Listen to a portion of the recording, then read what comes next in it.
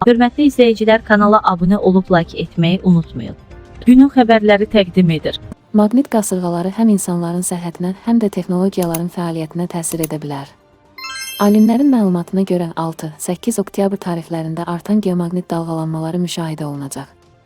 Referans AZ Natura'ya istinadən xəbər verir ki, bu tarixlərdən sonra fəaliyyət tədricən azalacaq və 9-10 oktyabrda vəziyyət normala dönəcək. Aşağıda alimlərin gözlənilən maqnit qasırğaları ilə bağlı proqnozu, bu təsirləri kimlərin daha çox hiss edə biləcəyi və sağlamlığınızı necə qoruya biləcəyiniz barədə məlumatlar verilib. 6-10 oktyabr üçün maqnit qasırğası proqnozu 6 oktyabr, bazar ertəsi, orta səviyyəli maqnit pozuntuları gözlənilir, qısa müddətli lokal qasırğalar mümkündür. 7 oktyabr, çərşənbə axşamı, aktivlik yüksək olaraq qalır, G1 səviyyəsində maqnit qasırğası ehtimalı var. 8 oktyabr, çərşənbə, geomaqnit şərait qeyri-sabit olacaq, orta səviyyəyə qədər dalğalanmalar mümkündür.